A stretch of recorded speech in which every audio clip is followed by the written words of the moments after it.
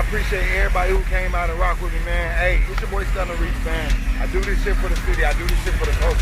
Cause I love this shit, man. Y'all definitely make sure y'all tune into my channel, man. Stunna Reese, man, on YouTube. Let's get it, let's go.